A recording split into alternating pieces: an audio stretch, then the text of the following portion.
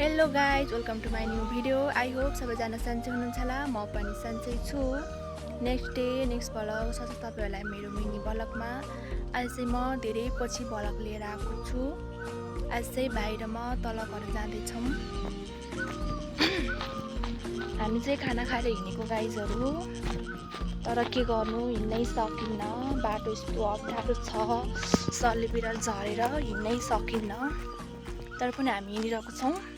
मेरो भाइ चाहिँ तल पुगिसक्यो, म चाहिँ हिँड्न नसकेर। हिजो चाहिँ म गाइजहरू लोटेको, मेरो शरीर यस्तो दुख्या छ नि, हिँड्नै सकिरहेको छैन। तर के गर्नु, जानै पर्यो र हिँडिहाल्यो।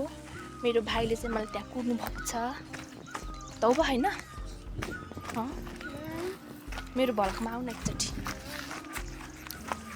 जसले दिदीको भ्लगमा सब्सक्राइब गर्दैन आया त्यही हो गाइजहरू। अब हामी चाहिँ कति बाटो, आधी बाटोमा नि आइसक्यौँ।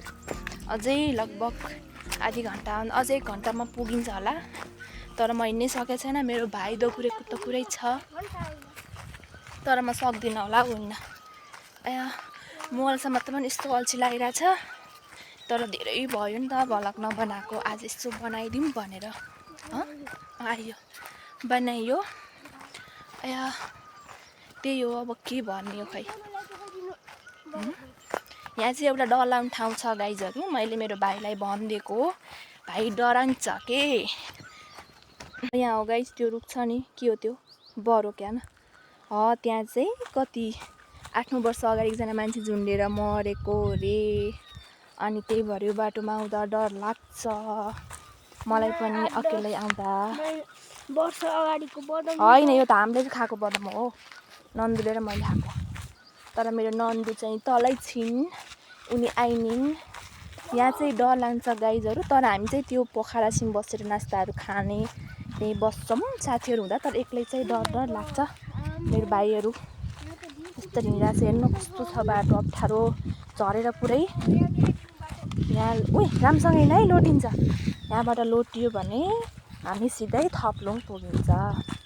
त्यही हो, म त हिँड्न पनि सकेको छैन।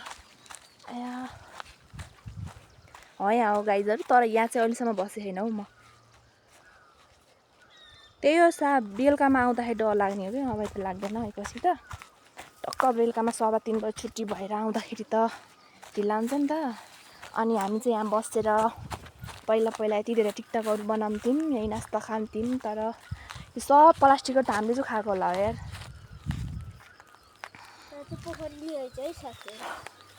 यस्तो छ पोखरीको हालत, बनाइ त हो, के गर्नु, यस्तै छ। बाटो बन्द भएर गाइजहरू जिपहरू पनि चले छैन। 1-2 महिना भन्दा पनि धेरै भइसक्यो। जिपमा जाऊँ भने पनि एउटा जिप बिहानै गएछ। आज शनिबार, लोकल गाडीहरू झर्दैनन्। अनि हामी 2 भाइना हिँड्नै पर्छ। भाइ त बरु हिँड्छ, म चाहिँ धेरै काम गरेको नि त घर, यसै थाकेको थिएँ। त्यसैमाथि झन् लोटेर मेरो हालत झन् बिजोको अवस्थामा पुगिरह। अब तल बुन्जरी कहाँ लोट्छु थाहा छैन, लोट्नमा एक ठाउँमा लोट्छु, यस्तो छ बाटो, के गर्नु। सधैँ हो, म सधैँ लोट्ने बानी जो लाहा मलाई त, त्यो मेरो के भन्छ, के हो त, त्यही भइरह। त्यो नचल न, चुप लाउँछ के। गाइस यो के कमेन्ट बक्समा लेखिदिनु होला। यो चाहिँ अहिले त मलाई पनि थाहा छैन है नाम। मलाई पनि नाम चाहिँ थाहा छैन। यो चाहिँ सल्लाहबाट झरेको हो नाम हैन। लेख्नु होला है। आगो बोल्छ के यो, खतरा आगो बोल्छ, नाम लेख्नु। हाम्रो साइला आमा हुनुहुन्छ नि, यहाँ आउनुहुन्थ्यो के लिनलाई। हामी कहिले झर्दा पनि यो लिख्थ्यौँ के अरे भाइ छोरा। हामी चाहिँ लग्थ्यौँ। तर यो सोप लाग्यो भने राम्रै जान्छ। मेरो स्कुलको ड्रेसमा लाग्यो कस्तो भयो।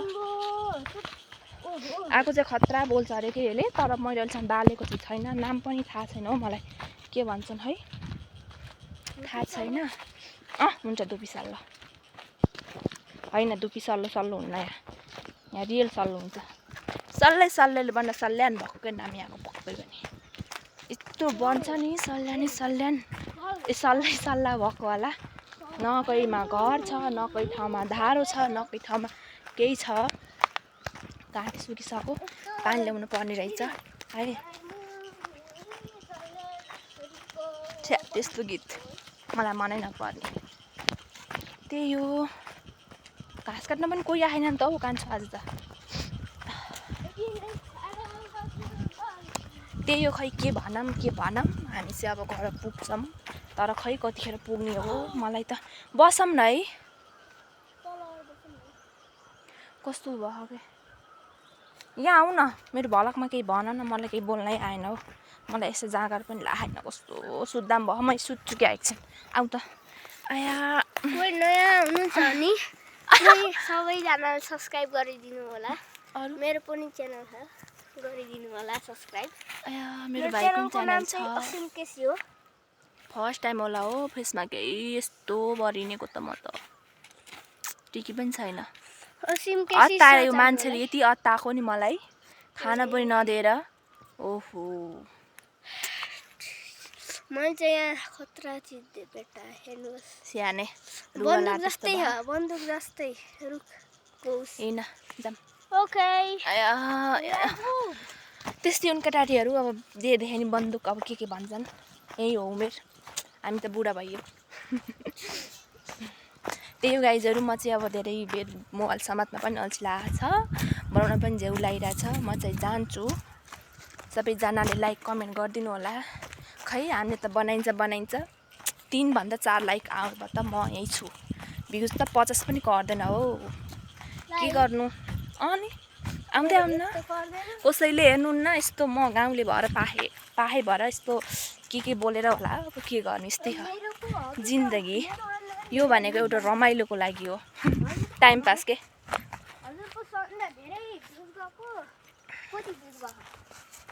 400 कति पुग्यो एउटा उमा रिल्समा, सर्ट हो कि रिल्स के हो त्योमा, त्यसपछिहरूमा गयो होइन। त्यही हो गाइजहरू, माया गरिदिनु होला, लाइक कमेन्ट गरिदिनु होला। कमेन्टमा कृपया मेरा प्यारा साथीहरूले मेरो बिल्ला नहाल्नु होला। म रियलमा जस्तो बोले पनि भलकमा राम्रो बोल्छु अनि तर म यस्तै जो बोल्छु, तर अब रियलमा बोल्दा अलि अर्कैमा बोल्छु नि त।